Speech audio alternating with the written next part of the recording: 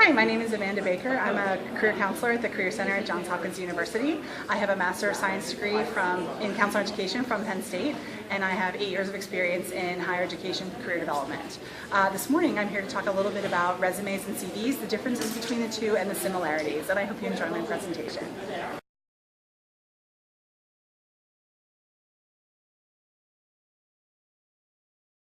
We're going to go ahead and start the session today.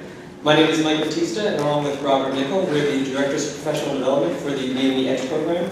And I want to do a short intro to tell you a little bit about what our program is focused on, what our goals are. And so we really started after a survey of the graduate students, where we realized that a good number, more than 50% of the students here at Hopkins, were interested in not necessarily staying in academia, but actually looking at industry or government positions after they graduated. And so the EDGE program was formed as a response to this, to focus on developing skills and giving our students the opportunity to have access to these non-academic career paths beyond whatever degree program they were in. And so we accomplished this through 3 main avenues. The first are putting on professional development events like the one that you're at here today. So far this semester we've had a number of different speakers come in from various fields like normal industry, government, policy areas, to talk about their experiences with a graduate degree and how they've kind of gone on their career path outside of academia. The second is professional development events like the one you hear today, where there's more of a workshop aimed at trying to give you the skills and kind of doing a more interactive session about the types of skills that you might not necessarily get in school and are important for getting those internship opportunities. The next area that we help out in is actually facilitating internships for our students to give them the opportunity to have that experience while they're in the degree program, to make that decision if they want to go down one type of internship or one type of industry career path or another. And the final one is facilitating those students to interact with the companies that they might be interested in working with through job fairs, career fairs, and the like. And so today we'll be doing the first professional development event for our program. We just started up this year. And if you want any more information, the website is up here. And in all of your package, you should have a business card as well with all more details. And with that, I'd like to introduce the first speaker, Amanda, to put on the first session. Thank you.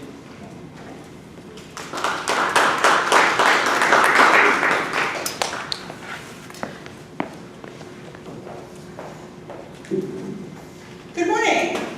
Can everyone hear me? Have the microphone? Yeah. Great. My name is Amanda Baker, and I work at the Career Center here on the Homewood campus. And this morning I'm going to talk a little bit about resumes and CVs. If you have questions, please just raise your hand and stop me. This presentation will be available on the EDGE website after today. Let's see. All right, so my office serves full-time undergraduates, freshmen through PhDs, and postdoc students in both the Krieger School and the Whiting School. So if you are a full-time graduate student in Whiting, you are served by my office, which is on the 3rd floor of Garland Hall, just right next to Library. We offer lots of different services in career counseling. If you're trying to figure out where to go next, our office can help with that. We can review documents like resumes, CVs, application materials, cover letters, and that sort of thing. We can help you prepare for interviews. We have a wonderful dossier service if you are going into academia that can hold your credentials. And you can find us on, the mic's very loud. You can find us on social media. We are on Facebook and Twitter and LinkedIn. There is a very large Johns Hopkins University alumni group with over 17,000 members on LinkedIn. I strongly, strongly recommend that you join. Let's see, we bring a lot of employers to campus. Employers come in and do information sessions in the evening. They participate in on-campus recruiting. So we have employers that use our office space to conduct interviews, and we put on a number of programs and fairs. Our big career fairs are in September and February. February does tend to draw more science, technology, and engineering related employers. And if you have access to our office, then all of this can be accessed through JConnect, which is our job search database.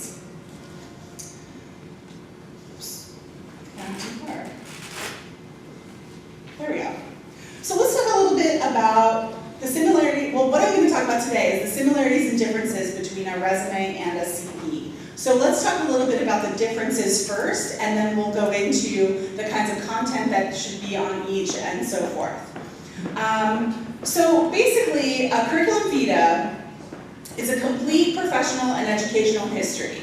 It is more typically used in the United States in academia, although in Europe and some other countries you will hear the term CV and resume used interchangeably. They are used quite differently in the US. A resume tends to be more of a summary, a shorter summary of your skills and experience, most pertinent to the current position that you're applying for. So where a CV can be as many pages long as it needs to be, a resume should really be 1 to 2 pages max. Again, a CV is usually used more in academic positions, sometimes in government positions, and a resume tends to be used for all jobs outside of academia and research. On a CV, a very complete list of all publications and presentations is essential. On a resume, you may not include these at all, or you may only include a very partial list of your publications and so forth. The content is really what matters most on a CV, but the layout matters a little bit more on a resume because you can adjust things to fit more content into the 2-page limit. A CV is the same for all positions, and you simply keep adding to it year after year after year, whereas a resume can be customized and tailored to fit each position that you're applying for. Sometimes references are included at the end of a CV. They are never included on a resume. And never use that references available upon request line. That's a little old-fashioned and we don't use it anymore. So some of the typical sections of a resume, you always start with your contact information. Sometimes you can use a profile or a summary section, and I'll talk about each of these a little more in detail. Then usually most current students will use an education section towards the top. And then experiences, activities, leadership comes next, and those can be categorized in a couple of different ways. Most resumes include a skills section, and then sometimes other content is appropriate as well. So these are your basic headings that go on a resume. Basic headings that go on a curriculum vitae, again, contact information goes at the top. If you are currently a student, usually your education section comes first. Your research and teaching experiences are the 2 key experience sections that should be on a CV. Publications and presentations are probably the largest section on a CV. You can include things like professional organizations, leadership, volunteering, community service, and that kind of thing. You can also include awards, honors, fellowships, and grants. And then often what you'll see on a CV is a languages or cultural competency section, which is usually a little bit more robust than on a resume. So for both documents, you're going to want to list your contact information. You do not need to label the document with the word resume or the word curriculum vitae, but you do need to put your name at the top of the page. Every once in a while, I see a resume with no name on it. How will they know who you are? Please remember to put your name on your resume. If you go by a nickname or your middle name or a different name, use the name you prefer to be called on your resume. Some international students will use a more American-sounding name. You can put your full name and then you can put your nickname in parentheses. Was there a question? No. Then you'll want to put your address. On a CV, usually using your professional address is appropriate. On a resume, you never put your professional address. On a resume, you would put your home address or your personal address. Again, on a CV, you can put your office, phone, and contact information. On a resume, you would put your personal home phone number or your cell phone number. Again, email address can be your professional address on a CV, but it should be your personal email address on a resume. So the reason for this is typically on a CV, your professional content is more important and they want to know where you're coming from, so you would use your current university information.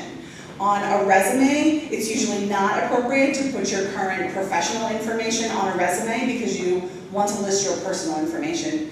Generally, your employer doesn't know that you're looking for a job, so you wouldn't want to put your professional information down. You can also include things like a website. Some people will include a link to their LinkedIn profile or a link to something like an online portfolio or that kind of thing in the content information at the top as well. Both documents can include a profile or summary section. This is optional for both documents, but I think can be done nicely. It should include things like your years of experience, key skills that move you forward towards your goal. Some students will include a goal or objective statement here. You must show evidence in the rest of your document to support whatever you put in your profile or summary. So I wouldn't repeat information. Don't put your degree and your university in the summary section because that's listed under education. But if there's something that's not obvious from the rest of your document, or there's a key skill or experience you want to highlight, that can go at the top in a summary section. Both documents should include an education section. And again, if you are a current student, you'll want the education section to be the first section listed. So if you're writing a resume, you can include all of your, well, for both documents, you can include all of your degrees. If you're writing a resume, you'll want to include the most pertinent degrees. So again, a resume is usually a summary of the most relevant skills and experiences to the job you're applying for at the moment. So you can include both graduate and undergraduate work, you can include additional training, if you're doing a postdoc, that can be included. Any sorts of certifications, study abroad can be included.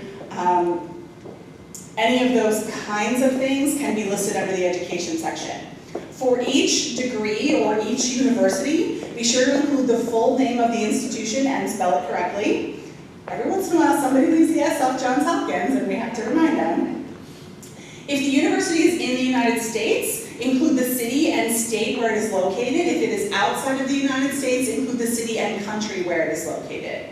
Be sure to list the actual degree that you've earned. Was it a Bachelor of Arts, a Bachelor of Science, a Master of Arts, a PhD, a doctorate of what have you, and make sure that you are consistent in the way you list your degrees. Don't abbreviate your don't write out Bachelor of Arts degree and then write PhD. So you want to either list it out completely or abbreviate all of them consistently. Include all of your majors. If you were double major as an undergrad, include minors, include concentration areas. These are all appropriate to be included under the education section. And then make sure you include the date of graduation. Sometimes for undergraduates, they transfer from one school to another. So we usually recommend leaving off the school where you may not have earned a degree. But for every institution where you have earned a degree, it should be included on both your resume and your CV. For most graduate students, they're writing a thesis or a dissertation, so you can include the title of that document under the education section. You can also include things like honors and academic awards. So this can include things like undergraduate GPA. Our rule of thumb is that if it's above a 3.0, you might want to include your GPA on your resume. If it's below a 3.0, you might want to leave it off. Many graduate students I know don't even have a GPA, so it would not be an issue. If you graduated from undergrad with something like honors, that can be included. Any sorts of academic honors can be included. It's probably time for something like Dean's List to come off your resume if you're getting a graduate degree. Let's see. Any questions about the education section? Yes, in the back. Sorry. That's okay. So in the resume education section, if you went to several colleges during your graduate, you're saying you don't need to list them. No, you don't need to include them But all. is it better to list them? If like where you graduate was The place you graduate not as from. prestigious as maybe the first 2 years you did the place? So our general recommendation is the place where you graduated from should be the one listed on your resume. Because all of those other institutions, your credits transferred into the institution you actually graduated from. Most students I find as undergrads transfer for very personal reasons. Maybe they bailed out, maybe they were homesick, maybe they partied too much. You remember what it was like to be an undergrad. These are usually not things you want to discuss in an interview. So you don't want someone saying, why did you transfer? In most cases. So usually it's best to leave that off for undergrads. Now if you earn something like, I've known undergrads who've earned an associate's degree, for example, and then come to get a 4-year degree, that would be perfectly appropriate to include on a resume. So if you went to Harvard for 2 years and then you finished up at night school at an unknown university, you wouldn't want to put Harvard on there? Honestly, I wouldn't, because did you fail out of Harvard? Why didn't you stay at Harvard? Did you run out of money? Again, these are not things you want to talk about in an interview. So if you don't want to talk about it in an interview, don't put it on your resume. Because it brings up too many questions as to why didn't you finish at Harvard? It makes me say, what's the problem? And that's not what you're going for when you're in an interview. So the whole purpose of a resume, a CV, and cover letter is to get you an interview. So don't list anything on this document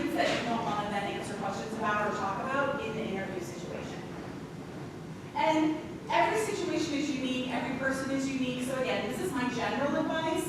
One-on-one with a person, there might be reasons to include or not to include certain things. So, you know, I always say it depends. Okay, and then the biggest section on most resumes and CVs is the experiences section. So the experiences section can be broken out in a couple of different ways. On a resume, you usually want to include any kind of full-time work experience, part-time work experiences, internships, whether they were paid or unpaid, extracurricular activities can be included, community service can be included, research should be included. If you don't have a lot of experience outside of your academics, then things like course projects can also be included. For each experience that you list on your resume or your CV, well, we'll get to CVs in a moment, but for each experience that you list, make sure that you include the name of the company, organization, or university, your job title. Even if your job title was researcher, or member, or intern, include a job title. Make sure that you include the location. So again, inside the US should be city and state, outside the US should be city and country. And then in this case, we do want to include the full range of dates that you did this experience. And make sure that you list your dates consistently on the document. So don't tell me summer 2013 in one place and then May to August 2012 in another place. So if you're including the months, include them consistently. Some people write their months out as numbers, some people write them out as words, some people abbreviate the words. All of these are appropriate. Make sure your formatting is consistent. So choose one you like and stick with it. Now on a CV, you want to include teaching and research experience are really the two key sections that should be on the CV. You can also include things like consulting, practicums, or internships. Is there a question in the back? Yes. So on the resume, where you're limited your dates, by the time you're at the end of your PhD, how far back do you go for internships? So the rule of thumb for adults is about 10 years. So if you're graduating from undergrad, it's usually time for most of your high school stuff to come off your resume. If you're finishing with a master's degree in your mid-20s, you can certainly include all of the things from undergrad and undergraduate school. If you're finishing a PhD and you're in your late 20s, 30s, or more, the rule of thumb is about 10 years for a resume, unless an item is directly related to the position you are going for now. In some cases, older adults, mature adults, the over 40 crowd, myself included, might leave certain dates off their resume in order to hide their age. You don't want to be discriminated against for your age, and if you list the date that you graduated from undergrad, which may have been 20 years ago or more, that might give away your age, even though now you've just come back and are finishing a PhD as maybe a career change or something like that. So some individuals will leave their undergraduate date of graduation off their resume, and again, anything that's more than 10 years old should come off the resume. Again, for a CV, we want your entire academic and professional career with all of the dates included. So, Yes? so I'm a postdoc now, so I finished grad school, but like within the 10-year range, I was in high school.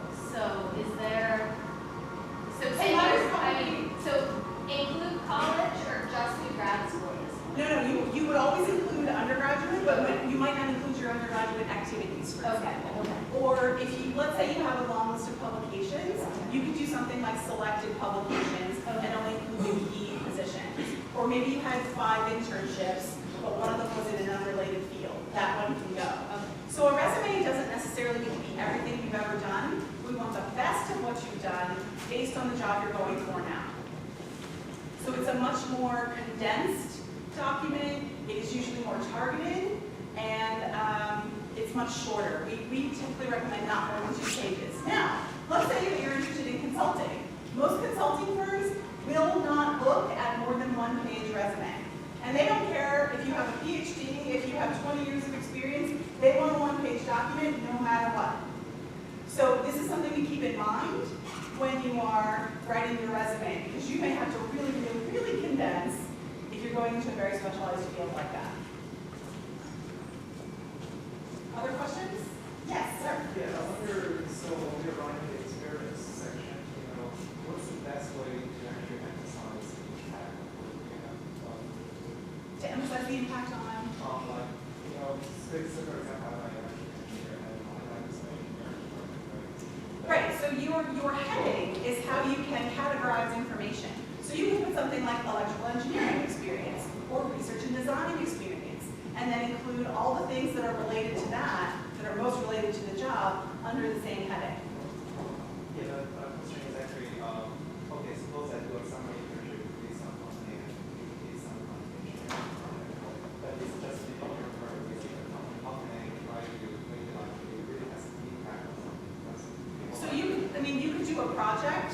You could do a project experience section and include projects from courses, from an internship, and from maybe a research, kind of thing that you did. So you can group things on a resume in ways that work for you. So when you think about the entirety of your skills and experience, think about what is the most important thing that you need this next employer to know about you. What are the most relevant skills and experiences that you have based on where you're headed now, and pick out all of those things and put that first. So from the top down on the page on a resume, we want the most relevant, most important things from the top down. Yes, sir. So the history of your professional experience does not have to be sequential. Yes, it does have to be sequential. But what we want to do is pick out the most relevant. So let's say, let's say that I am finishing a master's degree in engineering, and I had a job between undergraduate and graduate school in my field. I did undergraduate and graduate research in my field, and I had an undergraduate internship in my field. I could put something like related experience and put all those things together under one heading. In the summary. No, so it would be like summary, education, related experience, and then all the things that are related would go together.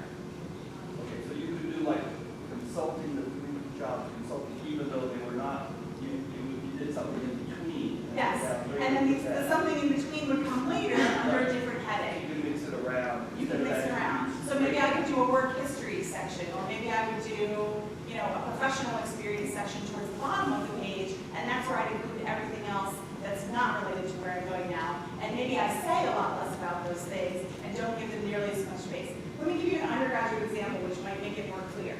Suppose I'm an undergrad, and all my jobs have been lifeguard. No one cares that I've been a lifeguard if I'm now going into, now I want to work at a place like Genentech or Cindy. So I'm going to have a research experience section. I'm going to spend maybe a quarter of my space on the page about the 2 labs that I worked in for the last 4 years. And then if I feel like I have to, I'm going to put a work history section at the bottom, and I'm going to give that lifeguard position maybe 2 lines. Lifeguard, maybe the summer camp and the country club that I worked for, the range of dates, and then I'm going to say something like CPR and first aid certified, and I'm going to leave it at 2 lines. Because I don't have to explain to anybody what a lifeguard does, but maybe I want to show that I've worked at the same place for 6 years.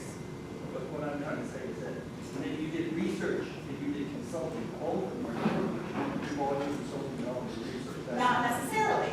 So you could do a research section, and then you could do a consulting section. Right, that's what I'm saying. Right, so but then maybe you've done other things too, and that's going to go in a 3rd section. But under each heading, we want things in reverse chronological order with the most recent first.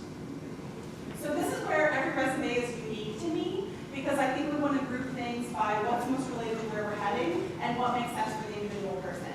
Yes?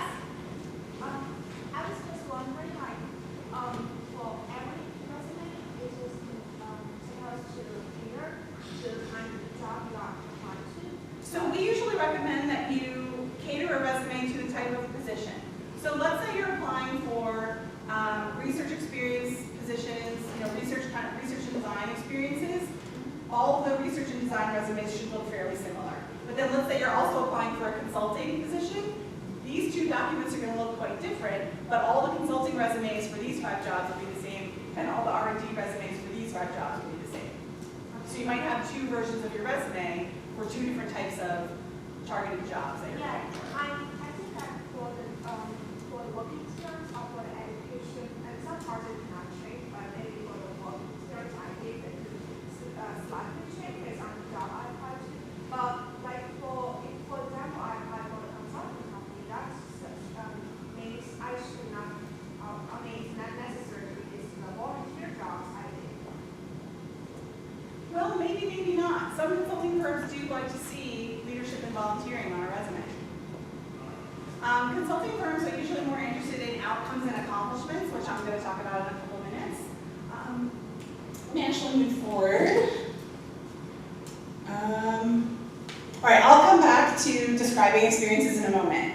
So on a CV, the two key sections are going to be the research experience section and the teaching experience section. In addition to the basic information for something like a research lab, most students will include the name of the principal investigator of that lab, and then the maybe an overview of the project. Now this should not be like an abstract, this should be about a sentence or a phrase that gives me some idea of what kind of research you're doing, but this should not be an abstract or pages and pages long. Very, very brief, short description of the project itself, and then the key findings. And you can also explain your role in the lab and your unique contributions to the lab. Depending on what you're applying for, you could also talk about things like managing and mentoring the undergraduate workers, the undergraduate researchers in the lab as well. Also, I think it's important to think about, when you're writing this section, how do you define research? There are, at Hopkins especially, we use research to mean a wide variety of different things. Working in a wet lab is quite different from doing more library research, it's quite different from doing data management. So make sure you're very careful in the way that you define research, and make sure that it's very clear on your CV what you mean by that. Teaching experience is usually important if you're going into academia, so this section is going to be on a CV. On a resume, you can include teaching experience, but it might be much smaller unless you're applying for a job as a teacher. So you would usually include the level and number of students, any kinds of things that you did. Did you grade papers? Did you do lectures? Did you write the syllabus? Those kinds of basic things. Any mentoring you might have done? Did you hold office hours? You can include the title of the course, and if it's not clear from the title what the content was, you can also include the content of the course. And then if you took, and I don't know if Hopkins offers this, but if you took a class in how to teach a class, you can include that here as well. So if you're applying for a position in academia that's going to have a teaching component, you may also have to include something like a teaching philosophy along with your application materials. That's why this section becomes important on a CV, but would not be important on a resume unless you're applying for a teaching position. But my guess is most of you wouldn't be. So this comes back to what I was talking about before in the way that you describe experiences. This, in my opinion, is the most important section of a resume, mainly because this is what the employers go to find out what your related skills and experiences are. They want to know what you're able to do. So they're going to come here to look for the details of jobs that you've had in the past. Quantify anything you can. Did you teach a class? How many people were in it? Did you manage a budget? What was the dollar amount? Did you raise money? How much? Did you get a grant? What was the total amount? So anything you can quantify is always a good idea.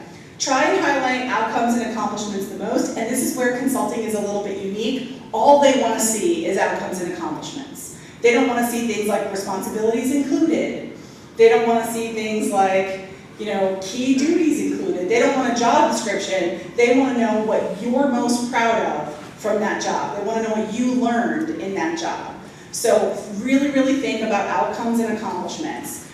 Make sure you write phrases, and make sure you include the action and the results on a resume. This can be done on a CV as well, but it's less important on a CV. It's much more important on a resume, and it's much, much more important in consulting. Also in finance, but my guess is most of you aren't headed to finance. Jargon and acronyms. So this is a place where you have to know your audience. Who is going to be reading your resume or CV, and will they know the jargon in your field? If I tell you all that I'm MBTI certified, there's 2 people in the room that know what I'm talking about. Right over here. The rest of you probably don't. So depending on who my audience is, I might need to write out certified on the Myers-Briggs type indicator, which is a very common career assessment that we use in my office. Or if I know that my resume is going to be read by other professionals in my field, I can say MBTI certified and they'll know exactly what I mean.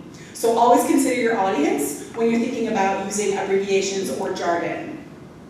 Now you do want to use the keywords and language of your industry. I think this is very important, but again, you need to know who you're writing for.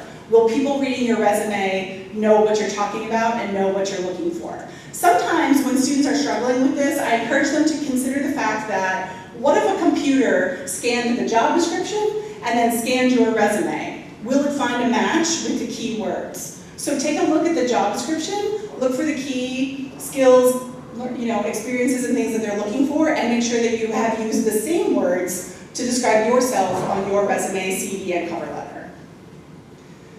Does that answer the question about? Okay. Are there other questions about describing experiences or different kinds of experiences? Yes, sir. So I've been applying for many jobs in the Great. industry, and what I found about working schools people in the industry is that a lot of the times the resume goes to HR first, and what they tell the person in HR is we're looking for someone with expertise in X area. You might have it if you wrote it some other way. How many words do you put to describe one thing? Well, that's kind of what we really cover in the afternoon, so if I can- No, that's fine. So yeah, so the resume should be more about keywords and phrases. The cover letter can be a more narrative, longer description of what you're talking about. And this afternoon, But a lot of the times you see the resume, they look for like the skills and you write, I don't know, there's a lot of people, they might be looking for structural biology, which is the same. But if you write one and not the other. That's why it's important to look at the job announcement. right, so if you read the job They description, don't always write They do the have a exact job word that they're announcement. looking for. so again, a person hiring for the job should know what they're hiring for and should know the different things that it's called. I mean, really, they should. And if you're not sure, so this is where your networking is going to come in, and one of my colleagues is going to come talk about networking in about an hour. So let's say you've applied online to 1,000 jobs and you're not hearing anything back. Now it's time to network. And now it's time to reach out to the guy who actually does the research and is going to know that this term is the same as this term is the same as this term. They're just all different things. And this is where the HR person, who has probably never done an degree class in their life, isn't necessarily going to know the nitty-gritty details. But I think what he's trying to say is that you can't get past HR. because That's why you there's network. words Networking gets you maybe past aren't HR. exactly the words you use. But I know, networking gets you past HR, because networking gets you directly to the person you need to talk to. I got my job here on campus. I got my job here on campus because I emailed the person who now supervises me. And I said, I'm really interested in the position. Before I apply, let's talk about it. And we chatted on the phone for an hour. But then And guess what? I got an interview. I've had other people say that's actually considered rude because you're going outside your route. Well, again, my purpose isn't to talk about networking. We are going to talk about that in the next session. It is not considered rude in the United States to network. It is rude for me to come to you and say, do you have a job for me? It's not rude for me to say, gee, I'm interested in what you do. Could you tell me about your research? Could you tell me about your organization? Could you tell me about your career path? What advice would you give to someone like me who's trying to get into the same thing that you're doing? Not rude. Please. About keywords. I had an eye-opening experience this last week with the so-called educational evangelist from LinkedIn. And showed us some things about LinkedIn that I really didn't appreciate, and I've been using it every day for 10 years. You can look at people who have the kind of job you're looking for, and it can show you the top list of key skills that those people have. So you can look at the words that have come up in people who have been hired in your kind of job. That's a great idea. Right, and see what to put in. And again, in networking, you can also ask, what are the key things I should put? I'll give you just a minute, I'll give you another example. I have a friend who works for the Department of the Navy and does hiring, and they found that in the edges of resumes, people were putting in white font keywords, like thousands of them in 4-point font all the way around the edges, so that if I printed the document or looked at it on the screen, I wouldn't be able to see them if I didn't know they were there, because they were teeny tiny font in white ink. But a computer scanning that document was finding those keywords, and that's how they were getting past HR. Great idea. Well, I'm not recommending this as a strategy because they started looking for that and not doing that. But if you know that you're applying to a very large organization, organization and you know that your resume might be scanned by a computer before it's looked at by a human being, put a keywords section in and fill it with everything you can think of. Question? Yes. So yes, you can include grants and scholarships. I would not include the dollar amount for a scholarship. I would include the dollar. So if you got an NIH grant, for example, I would absolutely include the dollar amount. But if I won the, Joe Schmo undergraduate scholarship for $1,000, I don't need to include that. The dollar amount. Yes. But can we still say things like full scholarship? Will we still say stuff like that? Oh, you absolutely can say like full scholarship too. Okay. So another big section that a lot of you are probably going to have is publications and presentations. This should absolutely be thorough on a CV and include every single one you've ever done. On a resume, again, you can do something like selected publications and then in parentheses, complete list available upon request. And on a resume, you really have to take a critical look at what you've done and say, what's the most relevant to the job? What's the most prestigious journal or conference? What's the most important to me? What's my dissertation topic on? Because you're going to have a much more limited space. So you really have to find the key things that are most important, most relevant, and include those. On a CV, you want everything. So depending on how many you have, and if you've ever looked at a faculty member's CV, you can have lots of different sections. You can separate out peer-reviewed journal articles from book chapters, from books, from abstracts, and so forth. Yes, in the back. For conference presentations or posters, you Yes. also want to use what is it, your first author? Not necessarily. So the other thing I recommend doing when you list out all your publications, if you did some of these as an undergrad or as a master's student and you're like the 8th author, you might want to bold your own name in that list so that it stands out, that it's clear that your name is on it. So you could do something like poster presented at XYZ conference, and if you're 8th author, just bold put all the authors up to you and bold your name in the list. Did you have this same question or no? Same question? Okay. Yes. So what would you suggest if you're trying to go into a job in industry where the particular papers that you publish are in a totally separate field and unrelated, but they want you to have like general communication and writing skills? Then would you suggest not giving any details about your papers, just sort of saying, I have 12 papers, or I have this, or I have that? So what you could do, yes, what you could do in the summary section is say something like 12 peer-reviewed journal publications. And then if they want to know what they are, they can ask you for the list later. And then you wouldn't put a publication section. You don't have to, no. On a resume, you don't have to. On a CV, you need everything. So on a resume, almost everything is optional, depending on what you're applying for. And sometimes you can take a really critical look at all of the content you have and say, what's going to get me the interview? And maybe just putting in a summary, something like 10 poster presentations at national conferences and 12 peer-reviewed journal articles, and leave it at that. Yes? I was wondering, do you have any suggestions for one of the jobs I'm going to apply for? And I look at the job description, I found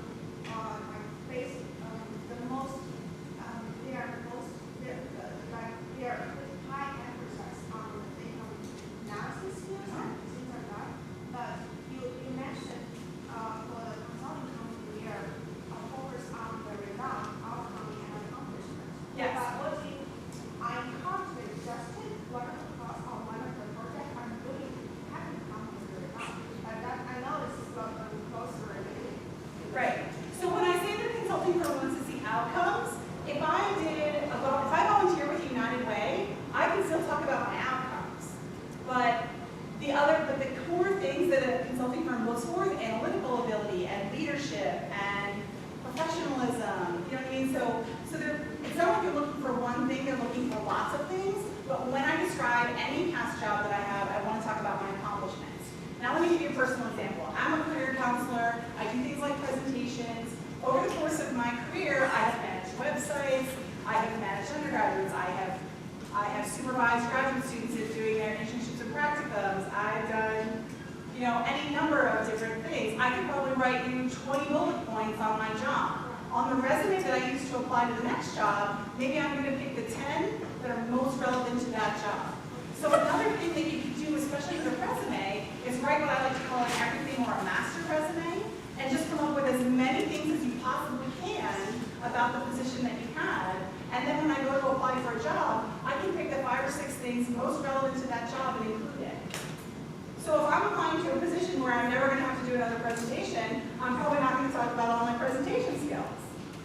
But if I'm applying to a job where half the job is going to be presentations, I'm going to spend a lot more space on my ability to do presentations.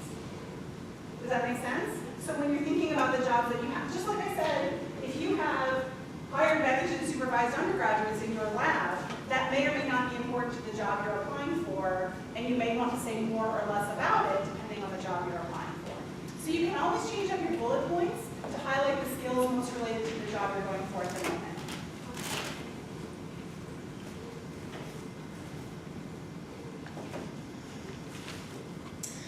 So professional organizations is another big section. You're more likely to see this on a CV than a resume because most graduate students actually join professional organizations.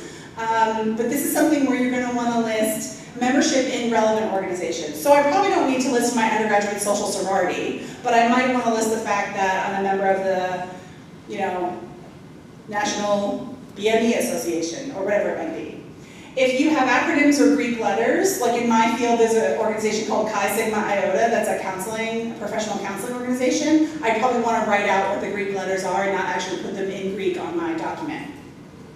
Include things like membership dates. If you've held a leadership role in a professional organization, you would want to include that. Any committee positions you might have held. If you've done things like event planning for your EDGE program, that could be something you could include. And again, it might depend on what you're applying for and how much space you have, but you can certainly give a more thorough listing to professional organizations, or you could simply list the 5 organizations you belong to and the range of dates you've been a member. So again, it might depend on what you're applying for and how much detail that you want to include. Leadership and volunteering is another great section, I think, to have on a resume. Most employers like to see that you've done some sort of volunteering or leadership. This might be more important if you're closer to your undergrad years and you held leadership positions in things like undergraduate student activities or in graduate student activities outside of your academic and research things. For each experience, you're going to want to list your job title, again, even if it was member or treasurer or something like that, the name of the organization, the location of the organization, the range of dates that you belonged, and some things about, again, what your accomplishments were, what your skills were. So if you're the treasurer of the graduate student organization, then you might want to include that on your CV or resume. I think with a CV, again, you have a little bit more space, so you can include more details. With a resume, you may or may not include this section depending on how much space you have and how well-rounded you want to look to your employer. So if the only thing on your resume is research and academics, they might say, gee, doesn't this person do anything else? This is kind of a way of adding another dimension to your personality. It would show things like communication skills. It would show things like interpersonal skills without having to say, I have interpersonal skills. By showing that you're a member of a student organization, then you've worked in a team, you've worked with people, and it would be a nice way to show those kinds of more soft skills that might be harder for some engineers to demonstrate. Yes? So if you're in grad school and you clearly don't have time for these things because you're in grad school and you're trying not to get kicked out, It's not going to look bad if you don't. Is there any way to pitch, would you talk about your collaborations on various research projects? Absolutely, yeah. And sort of use that as... And again, it might be better in a cover letter than on the resume itself, depending on how it's phrased or what you're doing. You could also do, which I think is coming later, you could do something like a research interests section on a CV, where you could talk about the future research you'd like to be doing. This might be a little more important if you're going to academia, but if you're currently collaborating on projects, and those will be ongoing projects into your career, you can talk about those kinds of things to show collaboration and communication on a CV, which is going to be important in academic jobs as well. Okay, honors, awards, fellowships, and grants. I know I touched on this a little bit already. These are absolutely the kinds of things that should be on both documents, but it might depend on how much space you have and which ones are included on a resume. Dean's List, undergrad, time for that to go. But any sort of academic awards, honors, achievements can absolutely be included in this category. These things might fit under the education section, or they might have a category all on their own, depending on how many you have and how you want to highlight them. For things like fellowships and grants, for a fellowship, you want to make sure you include the name of the fellowship, what you earned it for. For a grant, make sure that you include whether you were part of writing the grant, because grant writing experience is very important, especially if you're going into academia. And then also include the dollar amount of the grant, who the grant was from, and that sort of thing. If you want an award that is, again, like the Joe Schmo Award from Hopkins, no one knows who Joe Schmo is, so you might want to give another phrase or sentence to describe what that was for. Okay? Both documents should include a skills section. On a resume, this is a great place to put all your keywords. You can include things like laboratory skills, equipment, any sort of technique, process, or procedure that you know how to do that you might also see in the job description. Or when you read about the organization that you're going to, perhaps they told you what kinds of equipment they're working on, and this is a great place to include those kinds of keywords. You can also include things like computer skills, hardware, software, data analysis kinds of things. Probably wouldn't include Microsoft Office because frankly, how do you get through a PhD and not know how to use Microsoft Office unless it's pertaining specifically to the job you're going for. You can also include things like interpersonal or transferable skills here, but most BMEs are probably going to have a technical skills section, and it's going to be very, very technical. Questions about skills? Yes, sir. So, when I was applying for some industry stuff, they really wanted this kind of in the experience section. How do you know whether to put it in the skills section, separate skills section, versus in experience? You don't necessarily. So under a particular research lab, you could say something like techniques included and list them all there, or you could do a separate skills section and put a longer list. I wouldn't put it in both places. If you asked 10 people, you will get 10 different opinions. This is the thing about resumes and CVs. Everybody has a different opinion. I try to speak in generalities for that exact reason, but I would suggest you get a couple of different opinions and then do what's right for you, or do what's right for your field. In some industry, I have seen consulting firms who want the dates on the left and won't look at your document if the dates aren't on the left. Well, in most other places, they don't care where you put the date as long as it's there and they can find it. So in some companies, it's going to be very specific. In some industries, it might be very specific. I think it depends, and again, I think this is where your networking and knowledge of the industry is going to play an important role. Okay. Cultural and language competency is something that you can include on both a resume and a CV. On a resume, it might be one line under your skills section where you include something like the different languages you speak. On a CV, you might want to include a cultural competency section if you have lived or worked in a variety of different countries. If English is your second language and you grew up in a different native language, you can list that language and put the term native in parentheses next to it. If you speak other languages, you may want to consider your proficiency in those languages before you include them on your resume. What is your ability to read, write, speak, and translate among different languages? In Europe, it's you almost write a little chart and you rank yourself in these abilities on all the different languages. So in some parts of the world, this is done in different ways. I would not put a language on my resume that I wouldn't be comfortable talking in, because what if your interviewer suddenly started speaking to you in Spanish and you put Spanish on your resume but you haven't actually used it since you studied abroad your sophomore year in college? Well, that might not be worth putting on your resume or CV. But if you are bilingual or multilingual and speak a number of different languages, then absolutely your language fluency should be here. Yes, ma'am? So as far as talking about your competency in different languages, so like words like fluency, that can mean a lot of different things. Right, so I probably, how do you quantify your level of so if you want to use the term fluent, I'd probably use basic, intermediate. I'd probably use fluent if I can read, write, speak, and translate. If I'm essentially bilingual. I might use basic fluency or conversational fluency if I think I can get by traveling in the country. I might put intermediate fluency if I've studied abroad or lived in another place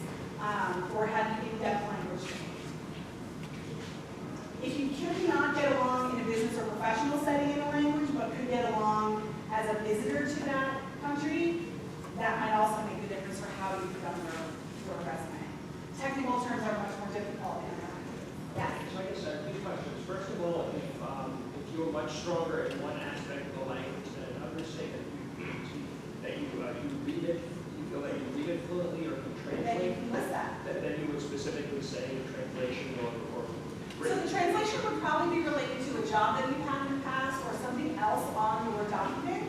So, let's say that you had studied abroad and did an internship and translated professional documents. You could probably, under that description, would translate it from, English to Spanish or Chinese to English or that kind of thing. I see. So introduce it as part of a Right. functional part of it. But let's say you just like to read ancient Greek. Maybe I would put ability to read ancient Greek and leave it at that. Why not? And I guess one other question. Yes. Is it generally always to your benefit to include the language skills, or are there certain resumes that in which this wouldn't be so relevant? I think language skills can definitely be an advantage. Are they a disadvantage? They may only be so it is illegal in the United States for an employer to ask you where you are from. That may seem like a very innocuous question. Where are you from? Ohio. Who cares? But if you happen to be from, who's been in the news recently, Syria, and I don't hire you because you're from Syria, I'm now discriminated against you, and that's illegal in the United States. So if a language gives away a place that you are from, that you would prefer an employer not know, leave it off. Again, we want the best of what you've done based on where you're going, and we don't necessarily want to give away anything personal about you that may or may not be appropriate for an employer to ask. Yeah, but even though I think that always discriminating against you, you don't want to work with them. Well, no, probably not. This might be more relevant if you're a member of, say, an LGBT organization. If in situations like that, if you are out in your personal life and not out in your professional life, you may not want to include those kinds of things on your resume. And that's okay. If you wouldn't want to work for an organization that wouldn't want you, then absolutely put it on your resume. And,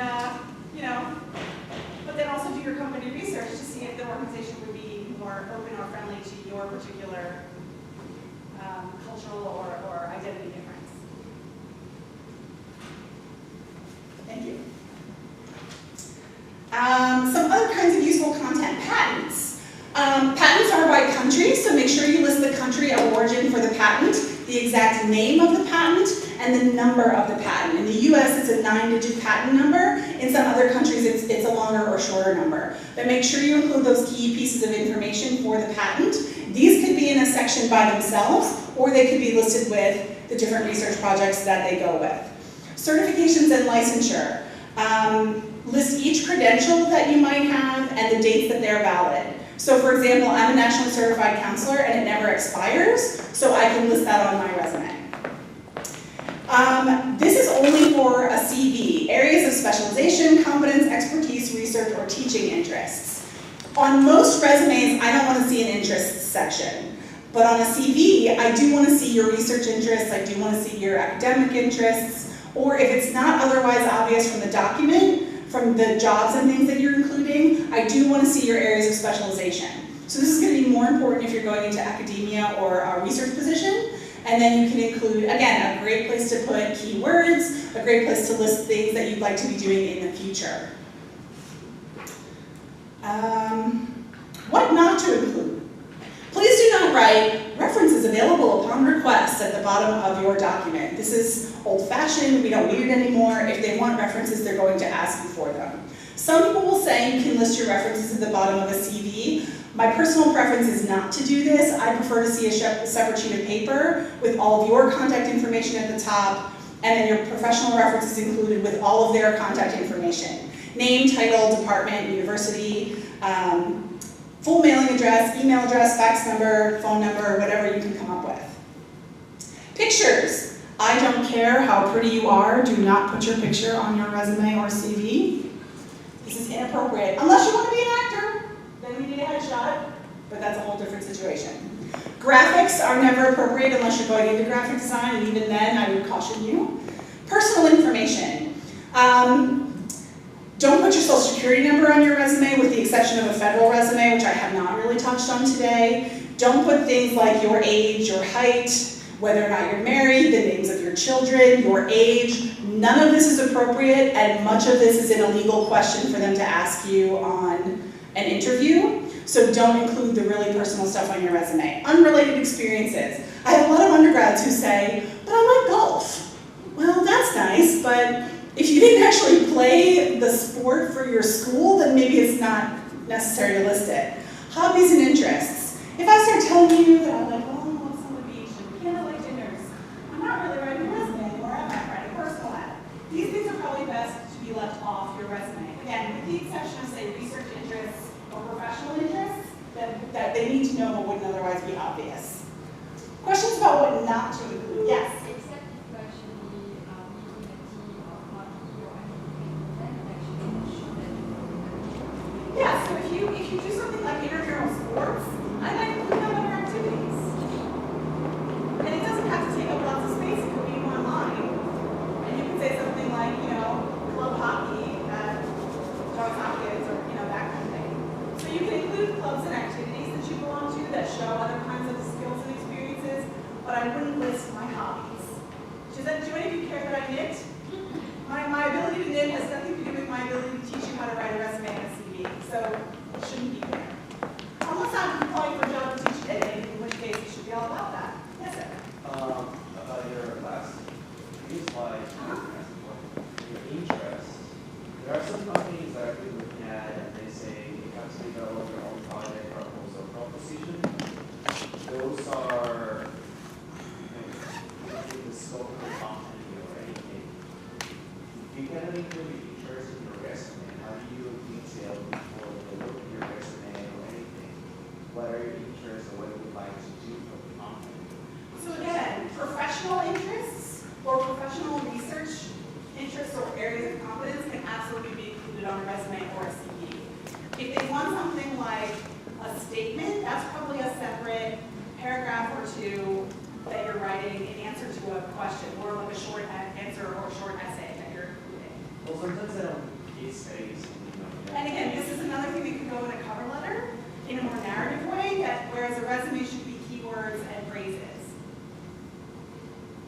Yes, sir?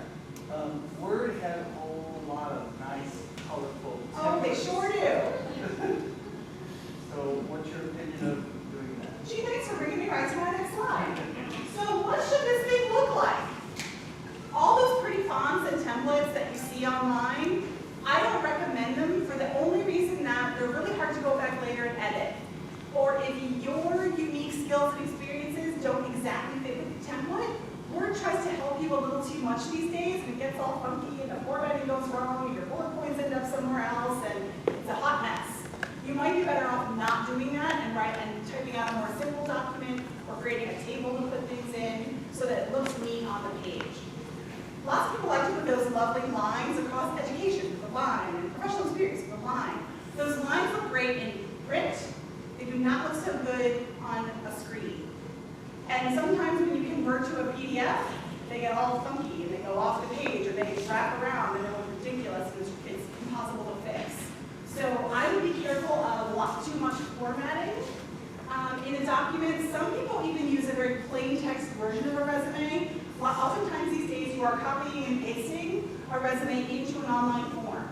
I would remove all that formatting because the bullet points are going to look wrong. Then you can use things like capitalization and extra lines in between to your advantage. So while a printed version looks nicer with lots of formatting, an online version doesn't so much. Does that answer your question? Yes. So would you, like I have a separate one with just no formatting, but I have one that I can present that's one of the typical color and all that. So I can actually show up. So I recommend not using color ever. We want a simple, elegant, plain professional document. So black ink, white paper, leave it at that. What was that movie a few years ago where she had a pink-scented resume? Please don't do that to yourself. Legally Blonde, that was it. No pink-scented resumes. Now, people often ask me about the type of paper. Do I need to use that fancy, watermarked resume paper? Well, 99% of the time you're applying online these days, so they're actually going to get a hard copy. So no, you don't have to have it. If you have it, or if you're going to a career fair, or if you're going to go to the interview and hand it to them in person, you can absolutely do that, sure that all of your documents are on the same quality of paper, and that you can do matching envelopes in the whole 9 yards. So if you do it right, but no, you don't have to do it. If you have multiple pages to your document, make sure that your name, email, and phone are on all of the pages, and then you might want to do a page 1 of X, sort of in the bottom margin, so that they know how many pages there are. Some of us have messy desks, we print out a long document, the pages get separated. I'm now missing your cover page, I won't know your name. So make sure your name is on every page. 10 to 12 point font size is usually appropriate. If you get too small, people are going to be going, I can't see it, right, in print. 1/2 to 1 inch margins are usually appropriate around the edge of the page. And again, this is more for resumes. Use a professional looking font. Don't use something really scripty or really hard to read. Underlines also are tough these days because some computer, like if I have an older version of Word than you do, maybe it reads an H with an underline as a B. Or maybe it reads an underline as a link when it isn't. So be cautious of, again, too much formatting. Bold is really nice to use for emphasis, or all capital letters are really nice to use for emphasis. A lot of times on CVs, I see people number everything. That's not my preference. I usually recommend that you don't do that, but you'll see lots of faculty with everything's numbered. You don't have to do this. You can, you don't have to do this. Other questions about formatting? Yes? Italics? I think italics are fine. Again, make sure that the font is easily read and not too small that I'm going like this if I print it out. I'd say numbering is okay for publications because then it makes it easy for them to see how many you've got.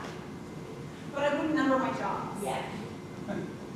If your resume is 2 pages and you take it to a job fair, do you staple or paperclip? I mean, that sounds like I probably try to print it back to back if I can. Oh, okay. I mean, you certainly could. I'd staple it. I wouldn't paper clip it because those get lost. But if it's 2 pages and I'm going to print there, I would print it back to back if I can. That Yes. sounds totally reasonable. So you talked about how the picture would be unprofessional. Are there any situations or things that you can think of that would make you stand out in a career fair? So say you're standing in a line with literally 50 people behind Yes. you, and we all have the beautiful resume with no colors that's Right. completely boring, and we don't want to go legally blonde. How can Right. we, although I think So it'd be what we hear from employers all the time is what they want to know is your name, your year, your major. So I walk up to them and say, hi, my name is Amanda Baker. I'm a master's student in writing seminars, or whatever you may be. And then what is the most important thing? If you can only tell an employer one thing about yourself, what would it be? And say that next. So, hi, my name is Amanda Baker. I'm a master's student in counselor education at Johns Hopkins, and I have 8 years of career development experience. okay. And then ask the question. I think that's great advice. My question is more specific to how can you, to me, it makes sense to make 2 resumes, one that you're giving out online, but then another one that would be more specific for somebody you're handing something, they've got 50 people behind you. So you don't On the necessarily, the best thing that happens at a career fair is they write something on your resume. Okay. So they're probably not going to go back and read every word of every resume. That's never going to happen. Right. But the ones they like, that they have put some kind of notation on, they're going to go back and find those in the pile, and then they're going to read yours. Okay. So the best thing that can happen is that they make a note on your resume. Unfortunately, what happens these days is they get so many at a situation like that they're going to make notes on people based on like what they learn about them, what their skills are, if they think they're qualified, that kind of thing. Okay. And then they're probably going to tell you at a career fair, go to our website, apply online. So your handing a resume to them at a career fair is not a job application. You have to follow up later with the formal job application. Okay.